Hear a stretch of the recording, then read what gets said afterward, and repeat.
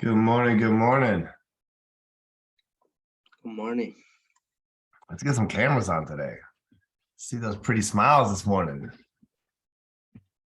Hey, I tried to be on there last week. I couldn't get the link to work. I'm having problems with that. I don't know. Everyone else is using the same link. I'm not sure. I'm not sure why it's asking for you to put that in. I'm not sure, but It actually could be my internet here. I live in a subdivision where they draw down our internet service, and that's still a problem. So that's probably it. could be. Could be. All right. Everyone have a good weekend. Anything exciting we want to talk about this morning? Another Panthers win. Yeah. All right. So just real quick, we do have headshots this week that the company's putting up. Has everyone signed up for that? That is this Wednesday at 3. It's in Matthews. It should be in your Facebook. I can send you the invite if you need, but if you don't have headshots or if you want new headshots, where the company's doing that for free. It'd be a good time to meet a bunch of the other agents. Good time to get new pictures. If you want to do more than just a headshot, you can sign up for like what's called the lifestyle, and they'll do a couple of different outfit changes and full body shots, and they'll edit those for you and things like that. So you can sign up for that. So, and then after that, anyone that wants to stick around, there's a bar next door or down the street that we're going to go to and have a drink and kind of hang out for like a little bit of a social. So feel free to sign up for that if you haven't already. Would love to see some of you guys in person, which would be nice. And then New Year's. Anyone have any crazy New Year's plans? Okay, all right. Nothing exciting. Trying to figure out if we want to do rev up that first Monday, which is January 2nd. So I don't know if some people are going to be up at the mountains or the beach or still hungover from Saturday and Sunday night. But if anyone has any plans, let me know. We're happy to push it to the following Monday, or we can start up on the 2nd. So if you guys have any thoughts on that, feel free to put it in the chat or speak up. All right. So I'm going to share my screen. We got this morning. We got winning the listing, negotiating the sale. This is my favorite part of real estate, is the winning of the sale. All the stuff before and after, I'm not a big fan of, but the getting the listing is what I absolutely love. And really want to make sure that you guys at a beginning of your careers are very comfortable with walking into someone's home and getting them in the next hour to 2 hours to sign your 30-page listing agreement, right? That is the goal. So we're going to go over the listing appointment, tips for winning and securing the listing, marketing and servicing the listing, and negotiating the sale. So obviously getting the listing is just step one. Obviously, you got to get it on the market. You've got to get showings, and you got to negotiate not only offers, you've got to negotiate repairs and get it to the closing table. So that is usually the tricky part, is the escrow process. So we talked about this a little bit last week, the pre-listing questionnaire, and when you're going out to an appointment, the research, the preparation, pre-listing package. Again, we talked about that a little bit last week. Has anyone ran a listing appointment before? I know Karen has. Has anyone else been on listing appointments? Gotcha. Okay. What are some things you want to have before you walk into an appointment? You've got an appointment this Friday at 5 o'clock in Matthews at a house. What are you going to want to do before you go out there? Prepare listing presentations.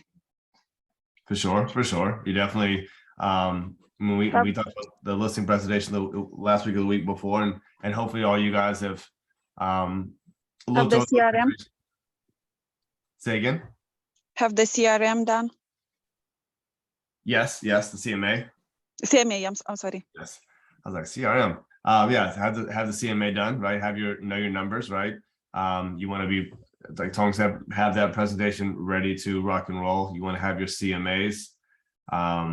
You want to know some general information about the neighborhood, right? What is recently sold in the neighborhood, what's going on in the market today, and who these folks you are going to see are.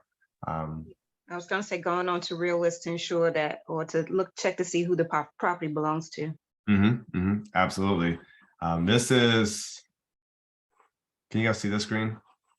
My email. So this is what I send to myself before a listing appointment. So I usually have a picture of the house, which isn't always necessary. I have this is a listing appointment that I went on and got the listing, and it is now under contract. So I printed this off to make sure I had all the information before I went out there. And then I also had my comps. So these were the comps that I showed them when I went out there. It's out in the country, so some of these houses were much bigger, smaller, but it kind of gave us a general idea of where we wanted to be price wise. And then, can you guys see this whole screen? Yes, no? Okay. Hopefully you guys can see this little screen with my notes on it. I use GoodNotes, is what I use. You can do it on your desktop, and then also when I type on here, it automatically goes to my iPad. So these are the notes that I have on my iPad screen, right? So this is the information. I had their first, last name, the email address that I had, phone number, obviously address. And then I had some kind of my personal notes. How many bedrooms, bathrooms, square foot, what year was it built, the acres, tax assessment, how much they bought it for, and when they bought it. Tom, why is it important what they paid for it? Why would you want to know that? Because you can compare like how much profit that they were looking for. Yeah, it kind of gives you a good idea of maybe where it's at, right? Yes. I got the subdivision. It's important to have the subdivision written down in your notes, because they're going to bring up properties that just sold next door, and maybe that's a different subdivision that's on a golf course, right? So you want to make sure that you know that subdivision, so you're specifically comparing stuff in the right area. I went ahead and wrote down on this one that's on septic and well. Brian? Just my own knowledge. Yes. I'm so sorry for interrupting. I just have a question about the subdivision. From where do you take this information? Yeah, so that's typically going to be, you'll typically always see that on here. On the MLS information? MLS. Yeah, so on Okay. the property details. So it's going to tell me right here, since Sterling Acres, here the subdivision Sterling Acres. So that's going to be in there. If it was if it had a previous listing, you can find it on there as well, typically. Yeah, I try to make sure I have all that stuff here Before you go. Yeah. So this one, they did a refinance in 2020 for 117. So they actually refinanced it for more than they bought it for 20 years prior. So that was good for me to know, because now I know, like Tom said, like basically what they owe versus what we're going to sell it for. I had a range when I went to the house, what I thought price per square foot this house was worth. And in my opinion, I thought it was worth 150 to 160 price per square foot. And ideally I'd price it at 279. After going out there and seeing the house, honestly, it was actually a lot nicer than I expected. We still ended up pricing the house at 279. We accepted an offer at 275, like 2 days on the market. So we got it sold pretty quickly. And in this market, I mean, within $5,000 is very good. They're also letting us stay in the house for an extra 60 days. No lease back or anything like that. So super flexible buyer. So it was almost worth it to take an offer slightly less because of how flexible they were going to be. But this is the kind of stuff that I've walked in with all this stuff before I went out there. And then this handwritten stuff is some notes that I take while I'm there, right? So I've got my iPad, and as we're walking around the house, I'm taking notes, and they see me writing stuff down, and it makes me look like the professional. So yes, this is what I walk in. So between what's on here, this stuff right here, and then my listing presentation are the kind of things that I walk in with in advance. So when I go in, I'm prepared to do that. And then I also have my documents. You guys use SkySlope. I have those documents pulled up and ready to rock and roll. I've already got their names and numbers and emails and the address put in there, and if things go good, I'm ready to close the deal. So those are the things that I walk in with when I'm doing a listing appointment.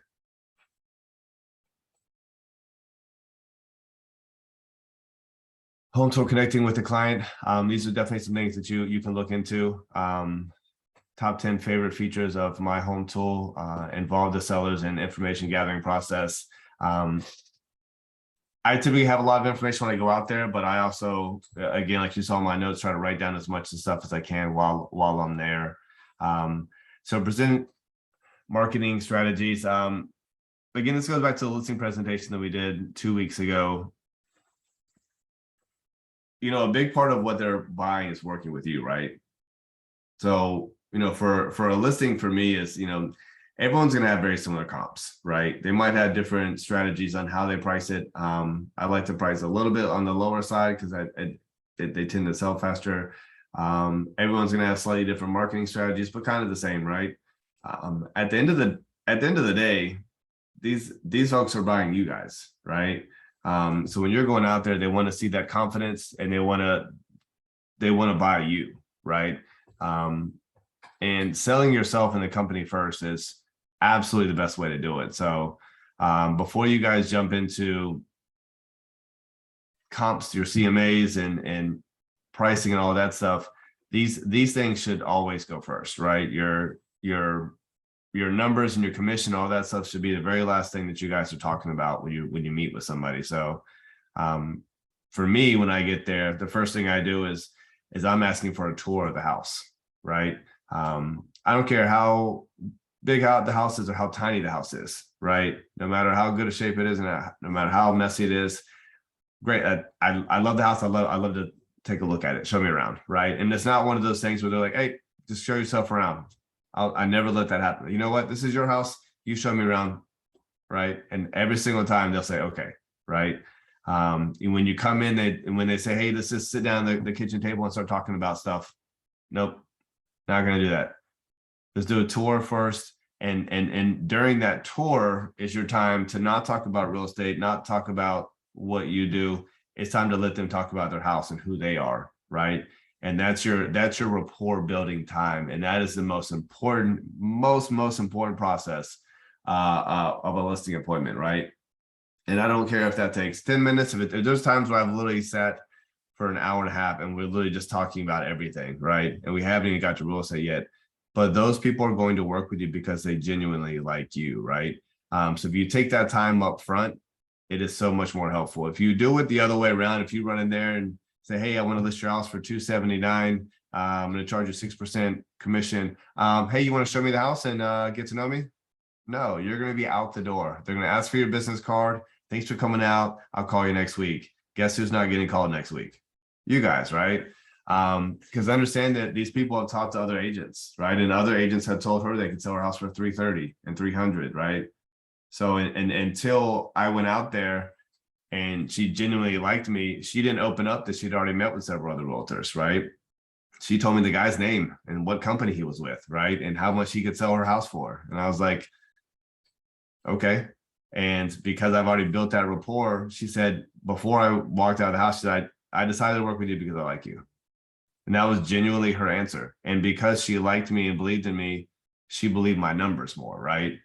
So that's a reason that you want to hold those numbers as long as you can, right? Because if they don't like you yet, you giving someone a price of $30,000 to $40,000, $50,000 less than someone else says they can sell it for, why would they pick you, right? Does that make sense to you guys? Totally. Yeah. So again, if you know nothing else, I mean, I've gone to someone call me when I'm out driving in Gaston and say, hey, can you stop by this house? And I don't have my comps. I don't have anything prepared.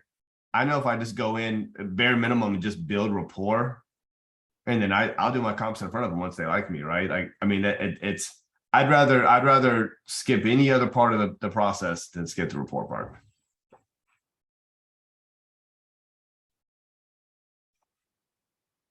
Discuss months of inventory, and that goes back to kind of what we were talking about a couple weeks ago. Is it a buyer's market, a seller's market, or kind of equal?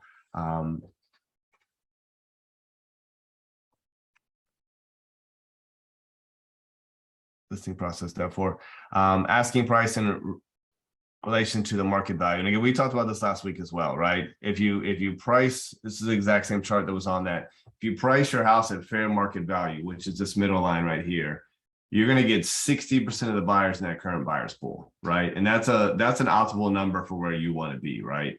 That's going to allow us to get 3, 5, 6 showings a week, allow us to get offers pretty quickly. What happens is when you overprice your house, this next one up to 10% plus, you're now down to 30% of the audience, right? So you literally cut your audience in half by pricing just 10% higher.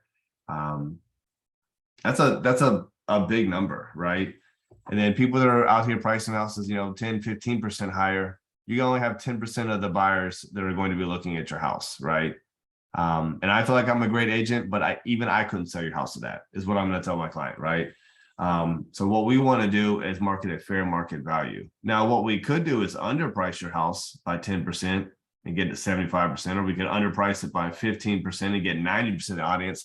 I don't think we need to do that. I think your house is beautiful and we just market at fair market value. We'll do great, right? And that's what I'm explaining to them when I'm out there. Because again, this slide is right in your listing presentation. And that's what I'm explaining to them. Like, we don't need to underprice your house, but we definitely do not want to overprice your house, right? So this slide is very important that you spend time on this. Does anyone have any questions about that on explaining this to your customer or your potential client? No, okay. Again, we went over this slide as well, right? Typically 2 to 3 weeks, 2 to 4 weeks is that most important time, right? Once you go past that interest level, it goes down quickly, right? So basically what that does is that goes back to this slide, right? If you market fair market value here, it's going to sell week 1, week 2. If you overprice it, it's just going to sit on the market, and then now you're meeting the market down here, right? Now you're meeting the market down here. And the chances of you getting a full price or over full price offer once you've been on the market 3, 4, 5, 6, 7 weeks, it's almost nil, right? If you want to sell your house for the most amount of money or more, right, it needs to sell in those first 2 weeks, right? During peak COVID, man, it needed to sell the first 3 to 5 days, right? I would have a listing, and if I listed a house on the market on Friday, come Monday, we hadn't accepted offer yet. Buyer's agents were saying, what's wrong with the house? Why hasn't it sold? I'm like, we just went active on Friday, right? So that period of time, it was even shorter, right? It was very important to price your house correctly. And even more important now because it's not quite as hot, right? So taking a chance on pricing it higher right now when buyers are very concerned about rates and things like that is going to cost them a lot of money, right? So again, explaining to them, I'm not saying just because we price it at this number, we have to take this number, but by pricing it at fair market value gives us the best chance to sell it quickly so we can get full price or higher, right?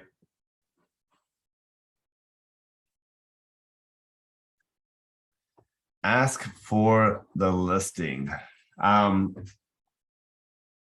This is something that a lot of agents really skip out on. This is tough for someone. Maisha, have you ever asked for somebody's business? No, not just Right. straight out ask. Yeah, I mean, in any industry, in any kind of like sales before, right? Or any kind of anything, right? I mean, it can be, it's a weird feeling, right? You get just put yourself in the shoes, right? Like you guys have gone out to this house with me. We've been there for an hour. We did a tour. They told us all about their grandkids. They told us about their whole life story. We went through our listing presentation. We went through comps. And now it's at that point where like, all right, do you want to use me, right? It's a weird feeling, but you guys have to be very confident and you have to be ready and assume that they want to work with you, right? Because you put in all that hard work, right? You've got that lead from whatever source. You've asked them for the appointment and they accepted. You did all that pre-listing work before you went out there. You drove out there. God knows how far you went out there. and then you spend all this time with them. So you should feel confident that they want to work with you. If you're in there very hesitant and you're like, would you want to maybe use me? It's not going to come off. They want to see that confidence. They want to know that you feel like you're the right agent, right? And if you don't feel like you're the right agent, they're definitely not going to feel like you're the right agent, right? So make sure that you guys are asking for the business when you go out there. And it doesn't mean they have to sign that day. That is the most ideal way to do it. But make sure they're at least putting you in your hat in the name, and then schedule another time to come out and do it and send them the paperwork. But again, you have to be patient sometimes. Not everyone's going to sign the first time you go out there. Again, asking questions and encourage questions, discussion. This is their house, right? At the end of the day, like, how much do you want to sell the house for? Do you feel like this is right? If you just go out there and push everything on them and aren't asking them what they think, they're just going to do like this. Okay, cool. And then when you get done, they say, all right, well, I'll call you next week, right? They want to be involved in it too. It's their house, right? You're the expert, but it is their house. What are some things that you could ask them to involve them in the process?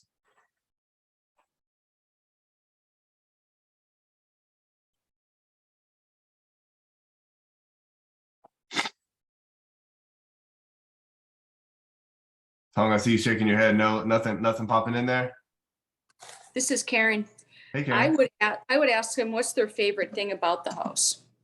Absolutely. Why do you think this house is worth this, right? Like, what do you love about this neighborhood? What do you love about this house? What are some things about this house that I don't know because I've only been here once, right? And to kind of double down on that, Karen, I also usually ask them to help me write the remarks, right? I've done my research on this neighborhood. I love your house.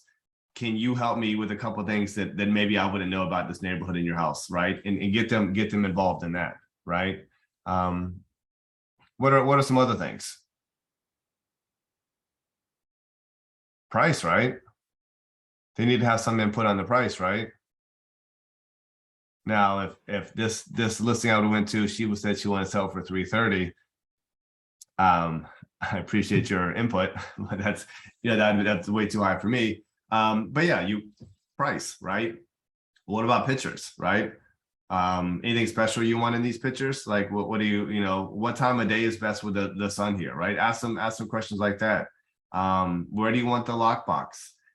Is it okay if we use the front door? It looks like you haven't used the front door in 16 years. You only go to the side. Are you okay with agents using the side door, right? When do you want showings? Just ask them things so they're getting involved in it, and it's their decision, and they're the ones that are controlling the process. So you want to make sure that you're involving them a lot and not just steamrolling them. You want them to be talking a lot. So at this point, you have reviewed motivations. Like, again, why are they selling? When do you need to sell by? You discussed the market, the buyers, the competition. You've presented the price range and comparables for the home. These are all things that need to be done and done thoroughly, right? Like, again, for my price range, I had a price per square foot of 150 to 160. That's what I felt comfortable selling their house for in this market. We discussed the market, we discussed the competition. There was a couple other houses that were currently for sale. We talked about that. Again, the motivation is one thing that a lot of agents kind of skip, right? For me, asking them during that tour while I'm building that rapport, let me ask you a question. This is a gorgeous house. Why do you want to sell, right?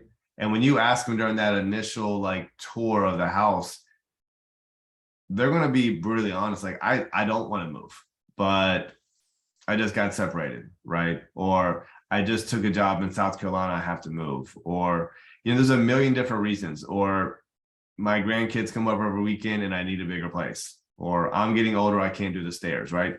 Find out what that motivation is at the very beginning and then hold on to that, right? You want to take that little nugget of information and put that in your back pocket for later. Because later when they say, hey, I don't know if I'm gonna sell right now, you can say, oh, I thought you were taking it down to South Carolina, right? Like you can hold their feet to the fire a little bit, right? But if you don't ask for what their motivation is in the very beginning, then a lot of times you get the answer at the end of, well, I need to think about it for a while, or I need to talk to some other people, because you haven't found out why they actually want to sell the house. So finding that motivation is very, very, very, very important.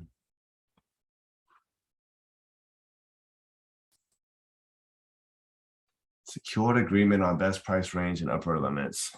Present a target marketing plan, answer handled questions and objections. Karen, you've had some objections before. What are some objections you've had in the past? Well, I recently was working with an investor and he had to wait for the current tenant to move out. It wasn't an eviction, it was an evacuation. And then once he got there, he realized that he needed to also clean things up.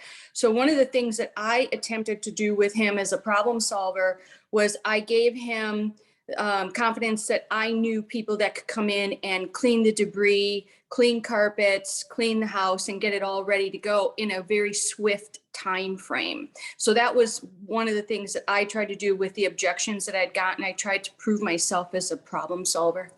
Yeah, very good. Very good way to handle that. And a lot of people also are unaware that, I mean, you can sell the house with a tenant in it, or evacuation, or something's going on. If you know the time frame, like, hey, like we're putting the house on the market now. Nobody will be able to move in till January 20th, but this is what it is if you want to get your hands on it before then. So there's other ways around it. And a lot of people are unaware that maybe they don't have to spend a couple grand to clean up or fix things up. They can sell it just as quickly and for just as much by putting it on the market now, because we don't know what the market's going to be in 2 months, right? So there's a lot of different rebuttals to objections, but that was a very good way to handle it. Like, hey, like I have people that can, as soon as you get them out, we can get it fixed up and we can get it on the market very quickly.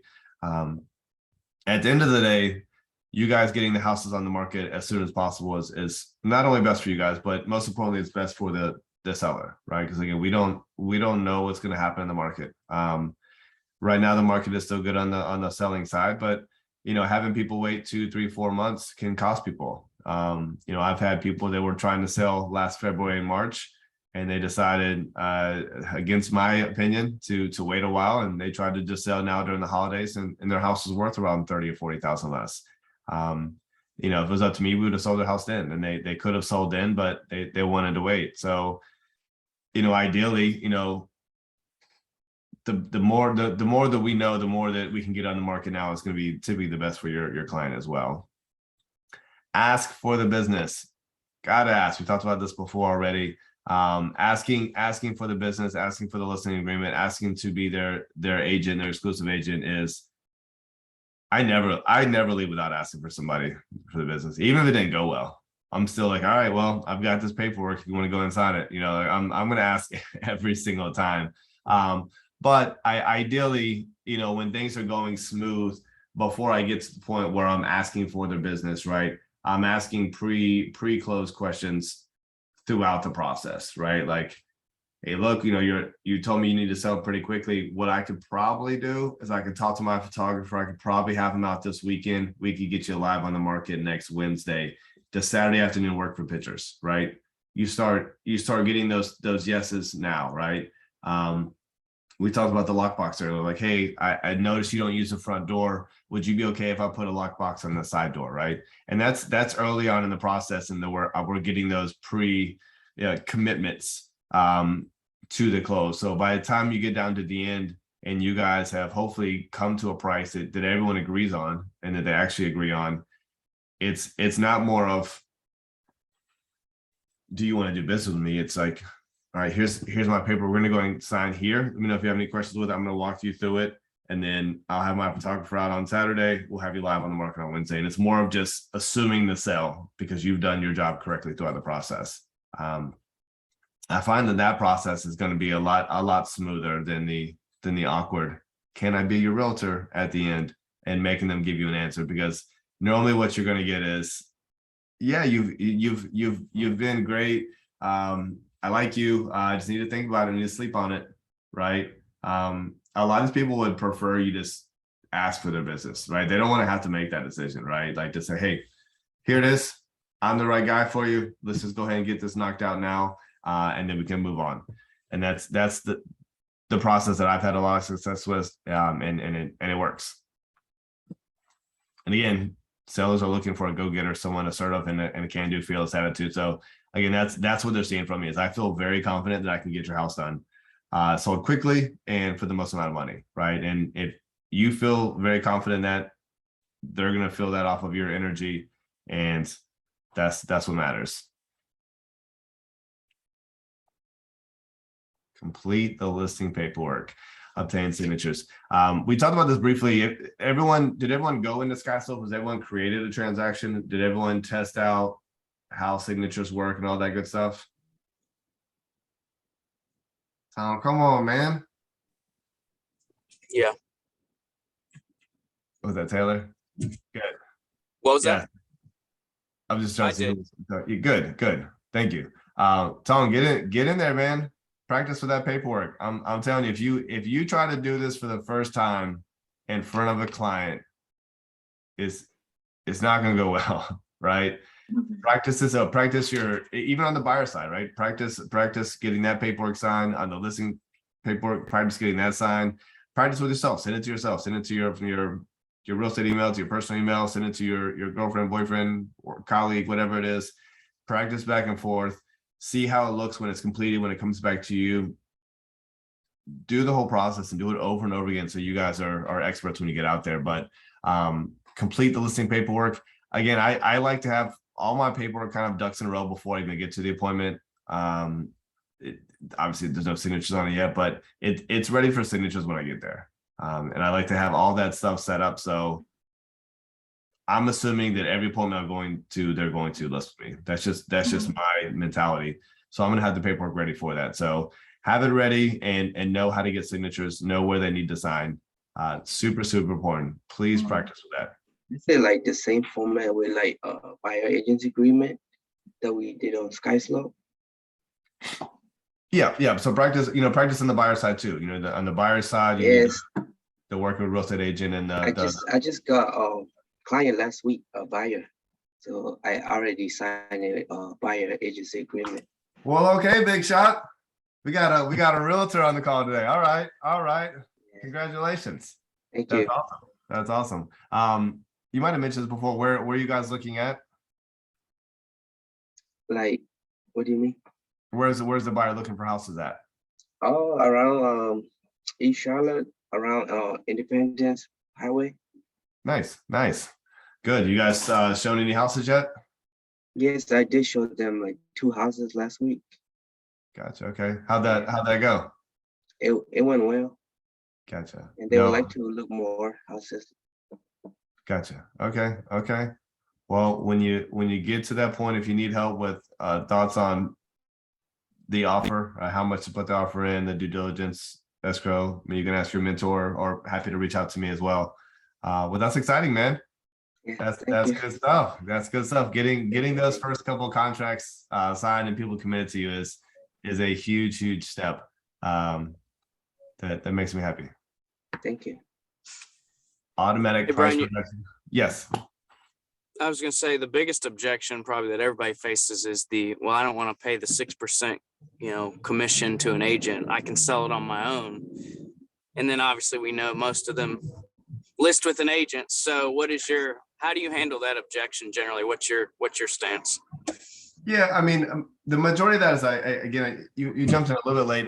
The beginning of my process is the rapport part, and that's spending 20, 30, 40 minutes building that rapport, getting them to like me and getting to know more about them, finding out their motivation, why they want to sell. And then when I'm doing my listing presentation, showing how much value that I bring, and how much I'm going to be able to sell the house for. Honestly, by the time that I do everything I do, people aren't asking me what my commission is. They're not asking if they can do 5% instead of 6%. the energy that I give is I'm the right guy for you to sell for the most amount of money. And if you're trying to save 1%, it's going to end up costing you tens of thousands of dollars for someone that doesn't sell houses on a regular basis. And if you want to do it for a sale by owner, that's fine. Over 90% of people put it on, the market for a sale by owner for at least a day or two. Like everyone tries it out. But at the end of the day, you're going to end up using an agent, and you want an agent that's going to put the most money in your pocket, right? And this is something that I've always, and Tyler, this might help you. Do you care more about how much money I put in my pocket or how much money you put in your pocket? And when you ask somebody that, 100% of the time, it's their pocket, right? At the end of the day, it's not about how much we list your house for, it's how much we sell it for. It's not about how much money I make, it's how much money you make. And I feel very confident that I can put the most amount of money in your pocket. And when I explain that to people, it's kind of a no-brainer. But I do think spending a lot of time on that rapport and spending time in that listing presentation and building that value, it makes it a lot easier. So when you get down to the end, you're not getting nickel and dimed about the commission. I find that to be super helpful. Got it. Sorry if you already covered that. I'm actually on my way to one now, so I didn't jump Hey, on good for late. you, man. No, we didn't cover that objection. That is a very big objection for new agents. It happens to everybody. So you're into a listing appointment right now? Yeah, I'm in the car now on the way to, so Nice. listening You feel- along until my 10 o'clock. Yep, it's at 10. Yeah. You feel good with the price you're walking in at? You have a price range or?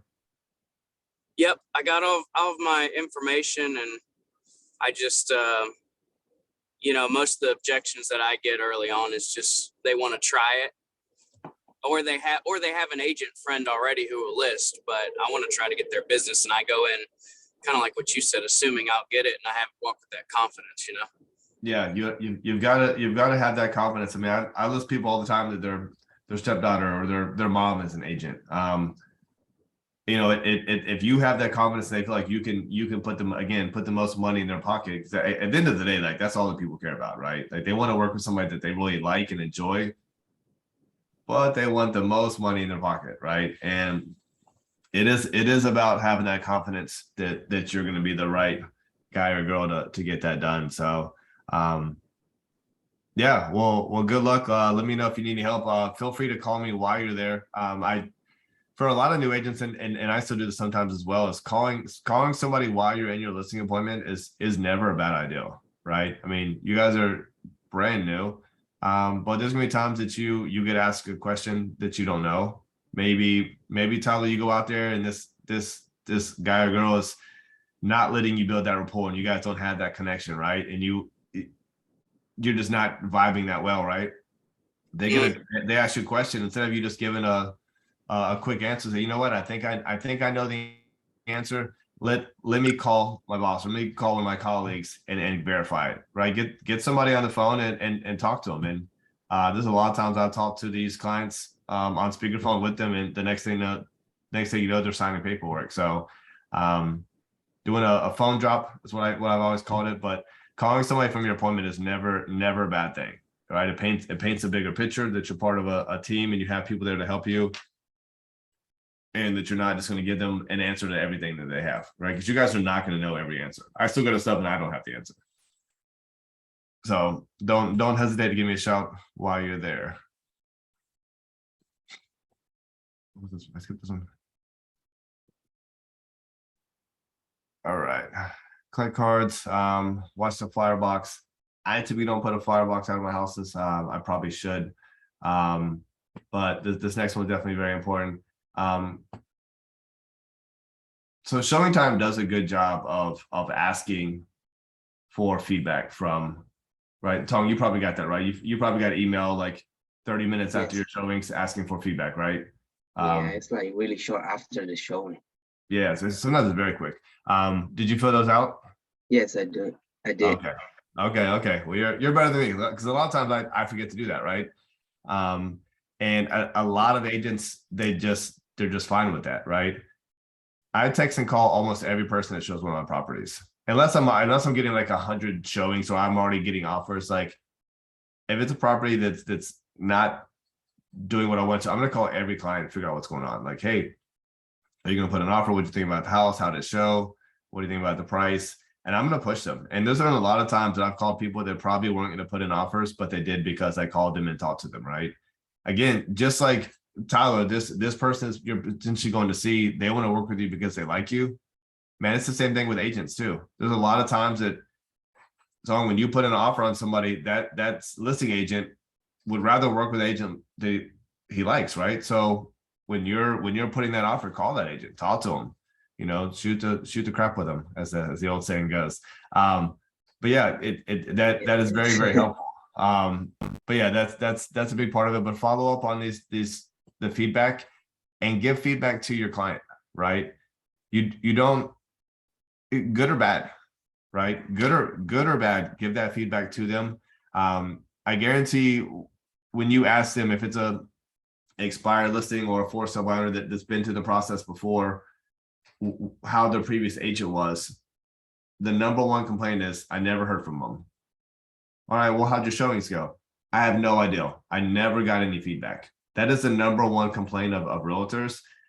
So when you guys are giving that feedback back, good or bad, right? It makes you look like the expert and builds a lot of trust and confidence in you.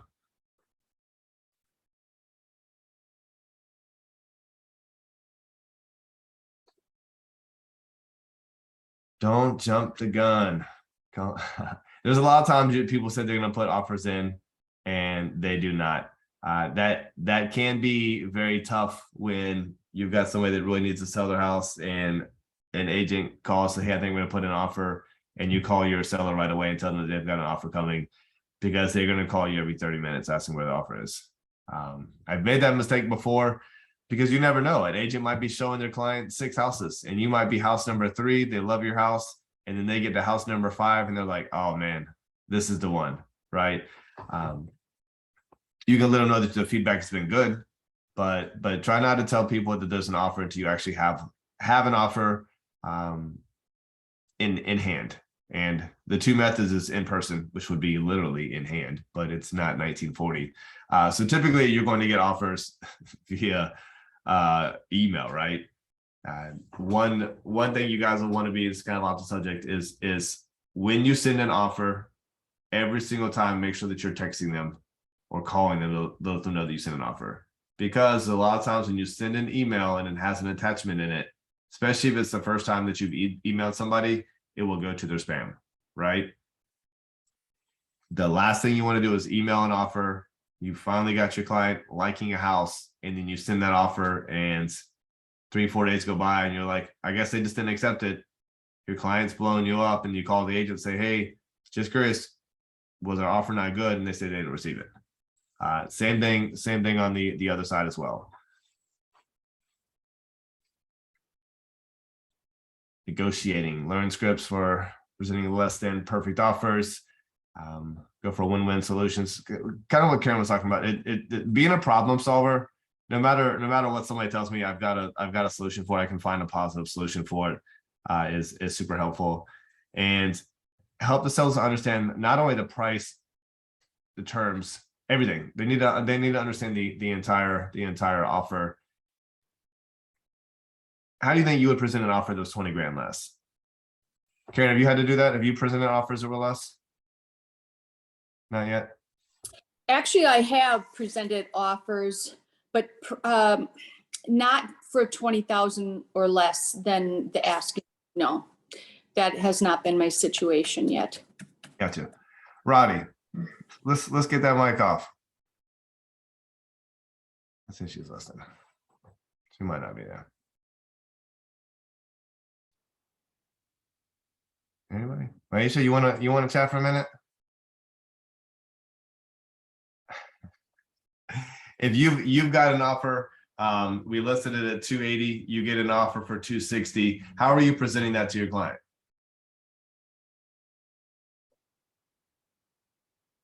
I think you're muted right now. There you go.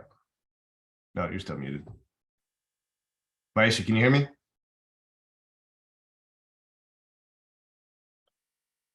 All right.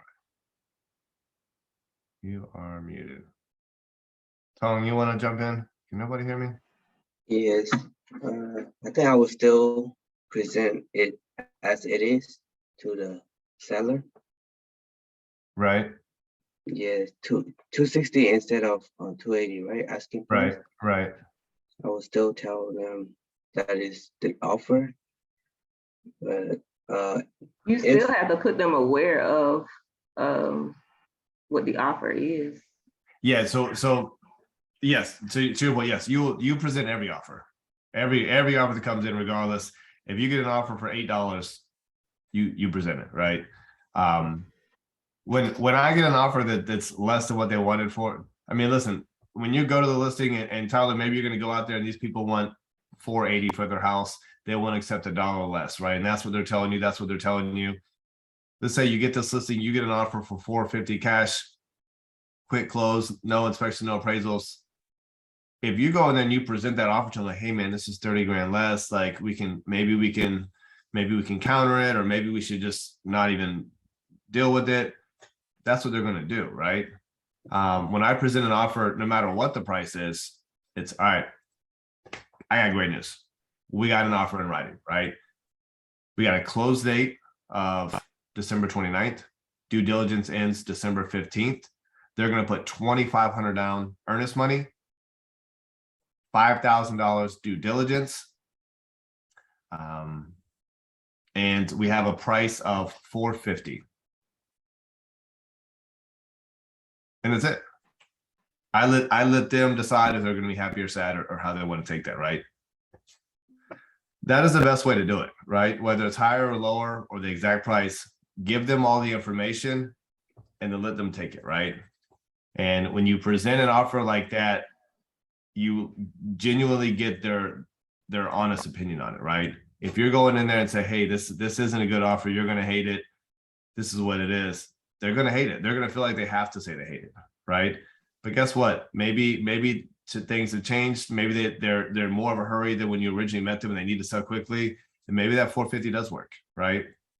Or to the other example, maybe 260 does work. Maybe that's the right thing for them, right?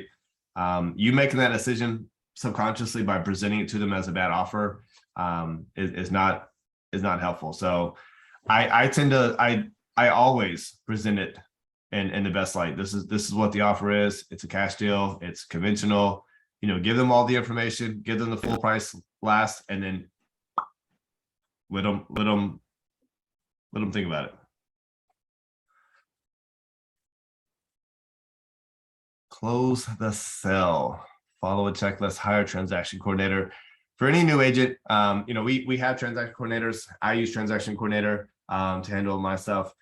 For a new agent, you guys should be handling the process from start to finish. At least your first 4, 5, 10 deals, right? Because every deal is so different. As you guys will see, Karen's done a lot of transactions on the buyer side, and she will attest this, I'm sure. I haven't talked to her about this, but every transaction is crazy, right? I mean, there's different stuff that pops up in every transaction. So for a new agent, learn that part of it, right? It is good for you to do all the dirty work, the post getting the offer signed. You guys should be doing that in the beginning, and then once you get more confident, more experienced, then yeah, maybe pay someone to do some of that stuff for you. But at the end of the day, you still need to communicate with your clients, whether you have a transaction coordinator or not. And I'm at least a once a week kind of guy, right? If I can talk to you twice a week, then that's even better. Sometimes you're gonna talk to people 10 times a day, but the communication needs to be top notch. Yeah, communication is the norm sometimes.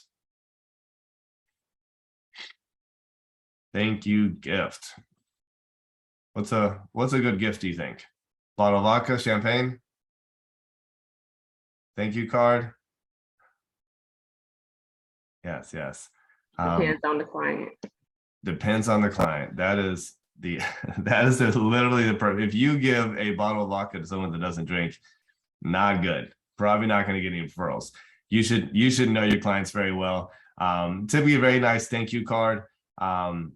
Again, especially in the beginning, especially in the buying side, you guys are going to be at a lot of the closings if they're in person. You know, COVID was a weird time where everything was kind of virtual, but you know, if you have opportunities, especially in your first couple of transactions, to attend closings, it is super helpful, right? See them in person, take a picture with them, ask them to share it on their social media and tag you, tag them, vice versa. Get that social media, right? Get more business, even if it's not directly from that client, just by sharing that stuff on your social media, and follow up with them. Know their birth date, reach out to them 2-3 times a year post close. And as you get more mature in doing this, year 2, year 3, it gets easier because now you're getting 5, 6, 7, 8 referrals every year just from referrals, right? On top of the new business that you're picking up. So, but if you're not doing that, every year is like a brand new year. Think about that. If you're not working referrals from people that you had in the past, every year you're grinding. But if you're constantly working your referrals, every year gets easier because people are reaching out to you. And that's the position you guys want to be in long term. So that CRM, again, make sure you guys are following up in your CRM. Change them. Make sure that you're changing people in your CRM from a lead to a closed client. So you're not sending them, hey, do you want to sell your house? Emails and drip campaigns. Make sure you're changing that disposition to client, and then send them things, anniversaries, birthdays, follow them on social media. So best way to do it. Any questions on any of that? I know Tom's about to hop out of his car and hopefully get a listing here in a minute.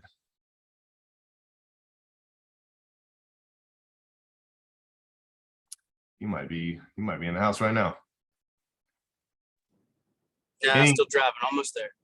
All right. Any you want any last tips before you go in there? Is it a house in the neighborhood, out in the country? Where you at? It's out in Kannapolis. It's still in the city. Gotcha, City of okay. Kannapolis. Good old Kannapolis. Well, wish you the best of luck, man. The best advice for a listing appointment is time. Time heals all, right? That old saying.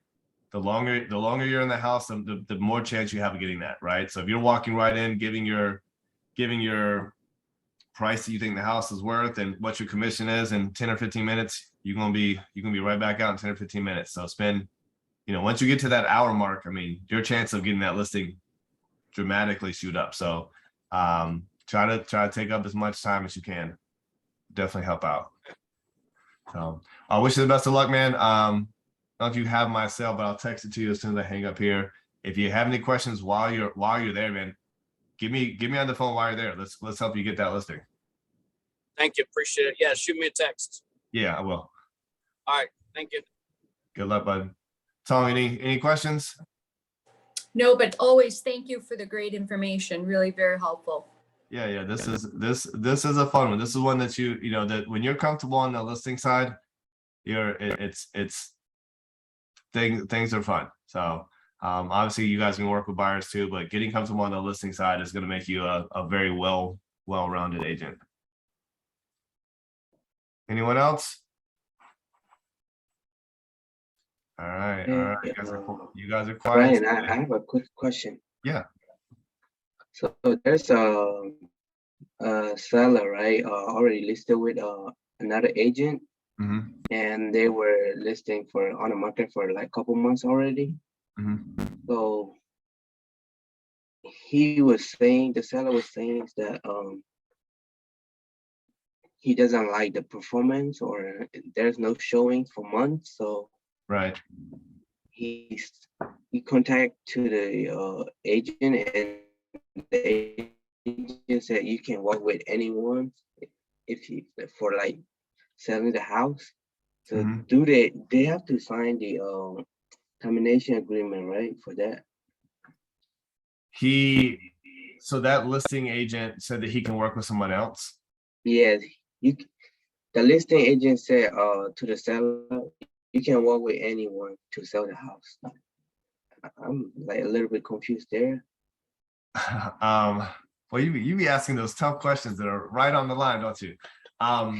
So again, you can't be recommending that they use you as an agent and that they terminate that.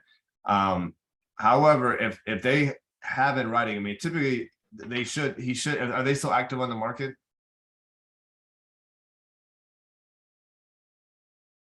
I think I lost you there. Are they still active? He is frozen. Okay. Anyone hear me? I think everyone's kind of frozen.